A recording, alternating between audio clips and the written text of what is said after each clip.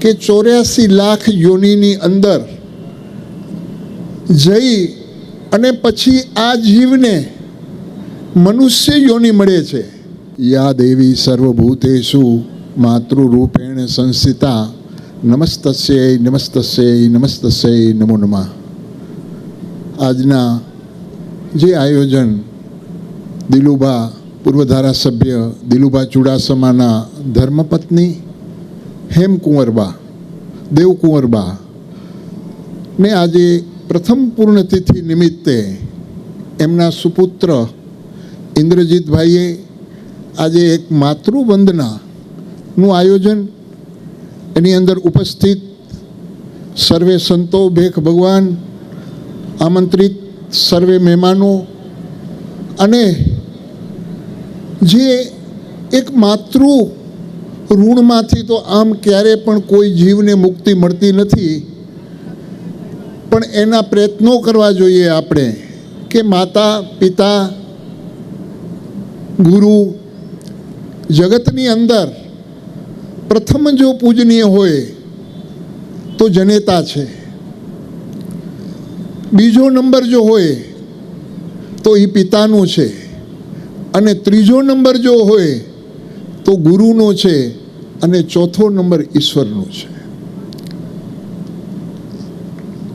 તો હમણાં પૂર્વ વક્તાએ બધી વાત કરી કે 84 લાખ યોનિની અંદર જઈ અને પછી આ જીવને મનુષ્ય યોનિ મળે છે. કેમ કે 84 લાખની અંદર 21 લાખ યોનિ, એની અંદર અંડક, જરાયુ, ઉદ્ભિત અને ચેતક, એ 4 યોનિની 21 લાખ વખત જીવને જન્મવું પડે છે. અને પછી આ મનુષ્ય દેહ મહાપદારથ હૈ જન્મો કી ખાણી, આ જન્મની ખાણી છે, એને મનુષ્ય દેહને માણવાનું છે. એને કેમ માણવું? આવા ભેખ ભગવાનો આપણે રસ્તો ચીંધે છે, તો એ રસ્તે હાલી અને આપણે રાષ્ટ્ર, ધર્મ, જ્ઞાતિની જેટલી સેવા થાય, એનો આદર થાય, એનું સન્માન થાય, એવા પ્રયત્નો આજે આ મહાપુરુષો આપણે બતાડે છે. તો આજે આ માતૃવંદના કાર્યક્રમ જે અમારા ઇન્દ્રજીતભાઈ અને અજયસિંહ ઝાલા જેના સાસુમાં થાય, તો આજે ઘણા દિવસથી આ આયોજન માટે પ્રયત્નો કરી અને આજે આ આયોજન બહુ સરળ, અને એની અંદર જે ગુજરાત ગૌરવ લઈ શકે જેના નામ ઉપર એવા પદ્મશ્રી ભીખુદાનભાઈ ગઢવી, અમારા ઉમેશભાઈ બારોટ, નારાયણ ઠાકર, બિરજુભાઈ, જગદીશભાઈ મેર, જે આજે ઈશ્વરના ગુણગાન ગાય કરી અને જીવને સદગતિના માર્ગે, આમ તો આ જીવ સદગતિના માર્ગે જ હોય. એનું કારણ છે કે મેં એમની સાથે એમના હાથના રોટલા ખાધા છે, એમની સાથે મેં સત્સંગ કરેલો છે બા સાથે, અને એમનું જે જીવન હતું એ મને ખુદને ખબર છે, અને હું એને મારી મા સમાન જ ગણતો, એને મા સમાન જ ગણતો હું. અને આજે આ માતૃવંદના કાર્યક્રમની અંદર હવે બહુ કાંઈ આગળ કાંઈ બોલવાની જરૂર નથી. એનું કારણ છે કે હવે સમય ઓછો છે, એટલે આપણે ભજનના દોર તરફ વળીએ. અને સર્વે કલાકાર મિત્રોને, ભીખુદાનજીભાઈને, સાજિંદા મિત્રોને નમ્ર અપીલ કરું કે આપ સ્ટેજ ઉપર આવો અને સંતવાણીનો દોર સંભાળો. ઓમ નમો નારાયણ. જય હિન્દ. ખૂબ ખૂબ ધન્યવાદ બાપુ.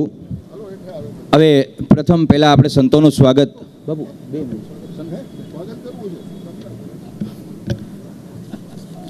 બાપુએ કીધું એમ સમયની થોડીક પાબંદી છે, એટલે હું પ્રથમ દિલુભા ચુડાસમાને વિનંતી કરું કે પૂજ્ય વિશ્વવંદનીય ઇન્દ્ર ભારતીજી મહારાજનું ફૂલહાર અને શાલ ઓઢાડી અને સન્માન કરે.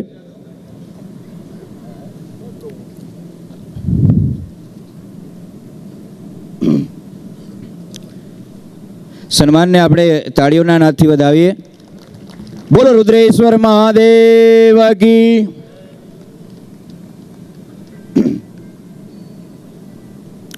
ત્યારબાદ અજયસિંહ બાપુ રાણાને વિનંતી કરું કે શ્રી મહામંડલેશ્વર મુક્તાનંદ બાપુનું શાલ ઓઢાડી અને સ્વાગત કરે.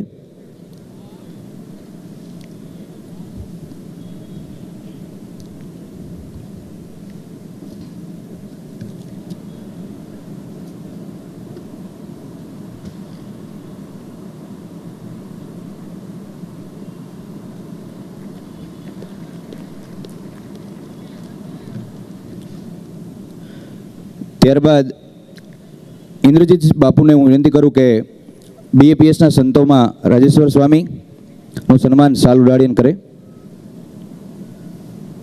બોલો સ્વામિનારાયણ ભગવાન કી. ત્યારબાદ ભાગ્ય સેતુ સ્વામી એટલે કોઠારી સ્વામીનું શાલ ઉડાડી હાર પહેરાવી અને સ્વાગત કરે.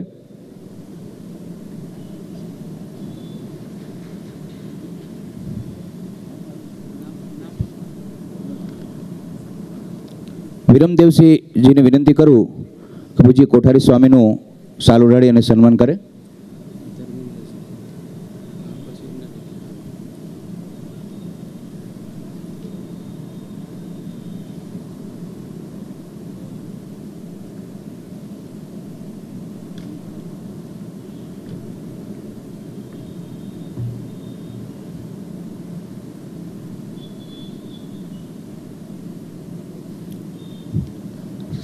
સન્માન આ સ્વાગતને આપણે તાળીઓથી વધાવીએ.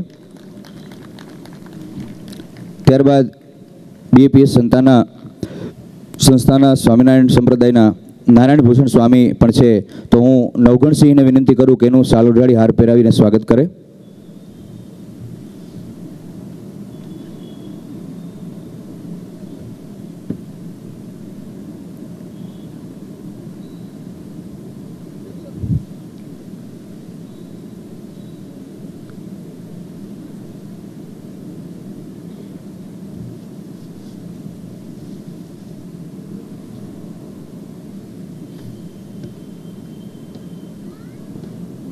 તાળીઓના નાદથી આપણે સ્વાગતને વધાવીએ.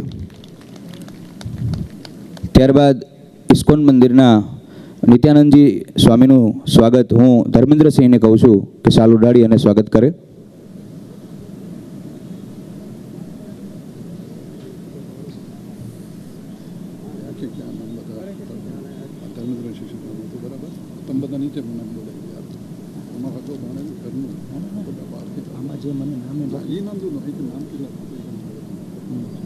પછી ઇસ્કોનના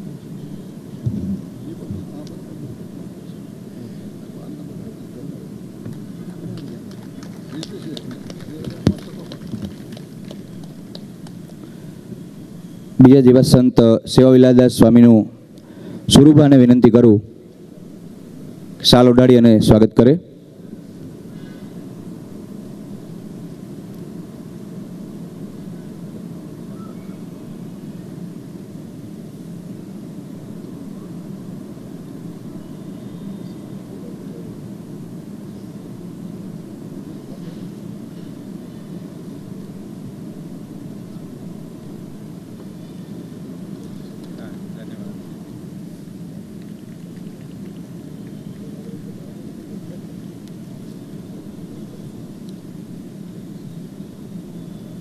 ત્યારબાદ NS જાડેજા સાહેબને વિનંતી કરું કે પદ્મશ્રી ભીખુદાનભાઈનું શાલ ઓઢાડી હાર પહેરાવી અને સ્વાગત કરે.